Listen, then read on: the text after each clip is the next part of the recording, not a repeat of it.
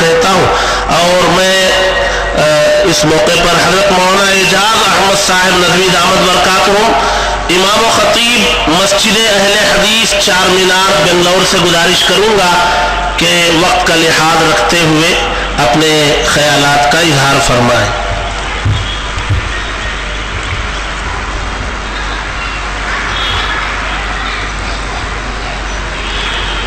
السلام علیکم ورحمۃ اللہ وبرکاتہ. الحمد للہ رب العالمین والعاقبۃ للمتقین والصلاة والسلام علی رسولہ الکریم وعلی آلہ وصحبہ اجمعین وعلی من تبعهم بإحسان الی یوم الدین. اما بعد فاعوذ باللہ السمیع العلیم من الشیطان الرجیم. بسم اللہ الرحمن الرحیم. واعتصموا بحبل اللہ جميعا ولا تفرقوا. وقال النبی صلی اللہ علیہ وسلم المؤمن للمؤمن كالبنيان يشد بعضه بعضا. اسٹیج پر تشریف فرما علماء کرام، سیاسی قائدین اور مختلف علاقوں سے دور دراز سے تشریف لائے ہوئے سامعین کرام، آج کا یہ اجلاس عام اپنے عنوان کے اعتبار سے کافی اہمیت کا حامل ہے. مسلمانوں کی پستی و زبحالی، بے کسی اور مجبوری کو دیکھتے ہوئے چند دردان ملت نے اس بات کی کوشش کی ہے کہ مسلمانوں کو کسی طرح سے اوپر کیا جائے. الحمدللہ بہت ہی بہترین کوشش ہے. اللہ سے دعا ہے کہ اللہ تعالی ہماری کوششوں کو کامیاب بنائے.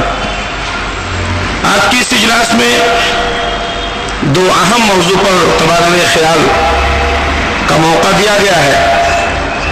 ایک تو مسلمانوں کی ریزرویشن کا مسئلہ ہے اور دوسرا انسداد فرقہ وارانہ تشدد. الحمدللہ اس پر کافی باتیں ہو چکی ہیں اور بات کے مقررین علماء کرام و دانشوران آپ کے سامنے اس سلسلے میں باتیں کریں گے. اگر اس سلسلے میں سنجیدگی کے ساتھ سوچا جائے کہ مسلمان اس ملک میں ہندوستان کی آزادی کے بعد سے لے کر کے 65 سال 66 سال ہو گئے، لیکن اب تک ان کو جو مراعات، جو حقوق ملنے چاہیے تھے وہ نہیں ملے ہیں. تو جہاں اس سلسلے میں سیاسی پارٹیوں کا عمل دخل ہے وہاں اپنی بھی کچھ کمزوریاں ہیں. ہم نے دیکھا ہے کہ وہ سیاسی رہنما اور وہ لیڈران جو قوم کی نمائندگی اور قوم کی رہبری کے نام پر ہمارے پاس خادم بن کر آتے ہیں اور الیکشن کے موقع پر اپنے آپ کو قوم کا خادم کہتے ہیں، ہاتھ جوڑتے ہیں، لوگوں کے گھروں تک جاتے ہیں اور ان سے ووٹ مانگتے ہیں. اور مسلمان یہ سوچ کر کے کہ ہمارے بڑے ہیں، ہمارے سیاسی رہنما ہیں، ان کے ہاتھ کو مضبوط کرنا گویا کہ اپنی قوم کو مضبوط کرنا ہے، ان کو ووٹ دیتے ہیں اور کافی کوششیں کرتے ہیں. لیکن جب ان کو نمائندگی مل جاتی ہے، کامیابی مل جاتی ہے، تو وہی جو الیکشن سے پہلے خادم کی حیثیت سے آتے تھے دوبارہ جب ہمارے پاس آتے ہیں تو حاکم کی حیثیت سے آتے ہیں. اور ہمارے جائز مطالبات جو ہم ان کے سامنے رکھتے ہیں تو یہ کہتے ہیں، بہت سارے لوگوں کو یہ کہتے ہوئے بھی سنا گیا ہے کہ ہم مسلمانوں کے ووٹ سے نہیں آئے ہیں، ہم مسلمانوں کی نمائندگی نہیں کر رہے ہیں، ہم اپنے سیاسی پارٹی کی نمائندگی کر رہے ہیں. یہ بہت بڑا المیہ ہے کہ مسلمانوں میں کوئی ایسا رہبر، مسلمانوں میں کوئی ایسا قائد جس کو ہم اپنا سمجھ کر کے خود اپنا ووٹ دیتے ہیں، جو خادم کی حیثیت سے قوم کے سامنے آتا ہے، جیتنے کے بعد وہ حاکم بن جاتا ہے اور ہمارے معمولی لوگوں کی آواز ان کے کان تک نہیں پہنچتی ہے. تو یہ ہماری کمزوریاں ہیں.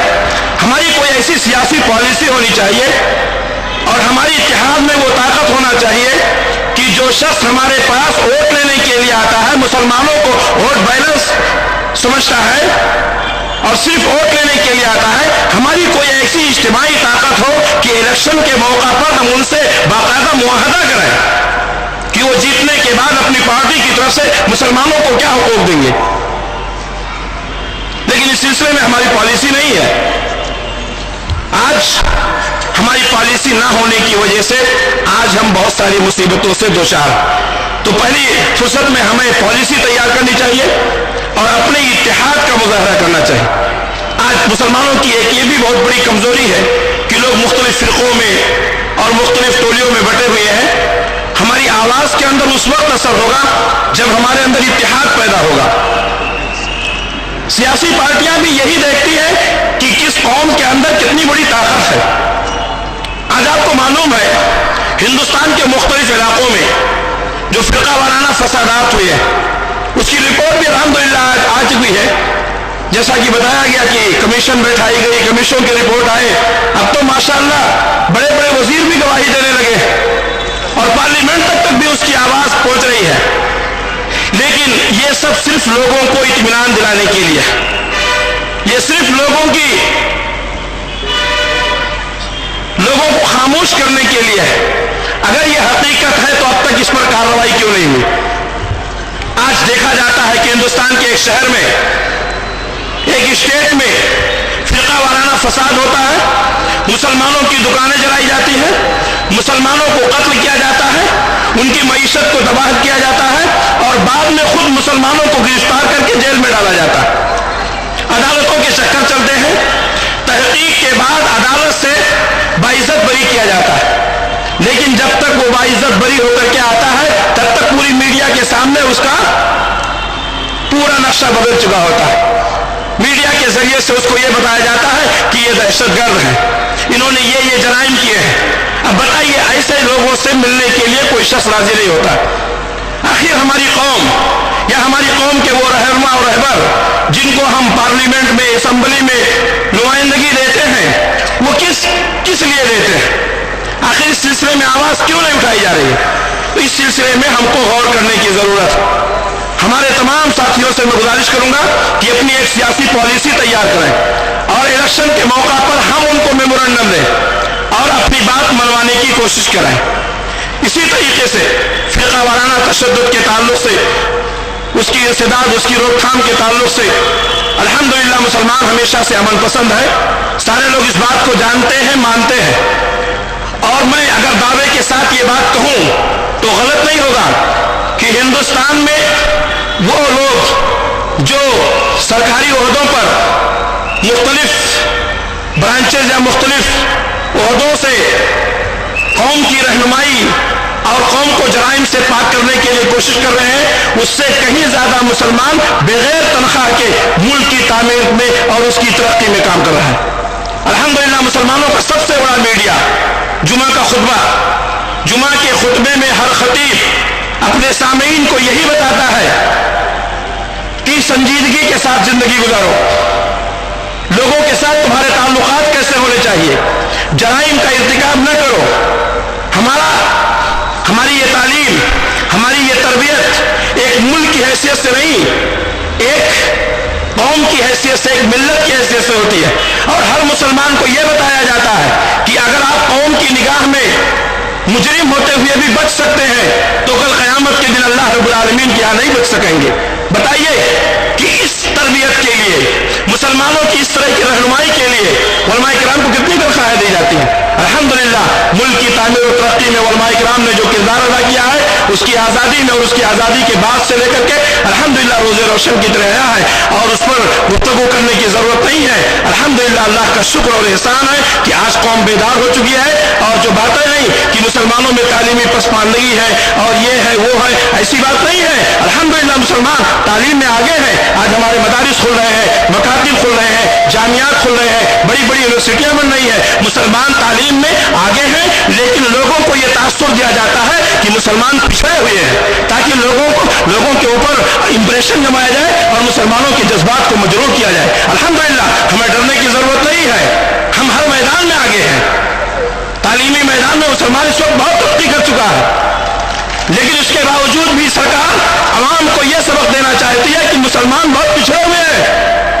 आज बड़ी बड़े कॉलेज, बड़ी बड़ी यूनिवर्सिटियों में मुसलमानों ने बड़ी ऊंची ऊंची डिग्रियां हासिल की है, और यही डर की वजह से हुकूमत अब आम लोगों को छोड़ करके उन बड़े लोगों को निशाना बनाना चाहती है। और हमारे वो बड़े बड़े डॉक्टर्स, इंजीनियर्स जो कौम और मिल्लत के अंदर अपना और अपने मुल्क, अपनी कौम का नाम करने वाले हैं, उनको निशाना बना करके आज उनको जेल की सलाखों के पीछे डाला जा रहा है। मेरे भाइयों, वक्त का तकाजा है कि इत्तेहाद का सबूत दें, संजीदगी के साथ हुकूमत से मुतालबा करें, मेमोरेंडम पेश करें, और हर नेक काम में, हर भलाई के काम में एक मुसलमान दूसरे मुसलमान का साथ दे। मैं अल्लाह से दुआ करता हूँ कि अल्लाह रब्बुल आलमीन हम तमाम लोगों के नेक और जायज़ ख्वाहिशात को पूरी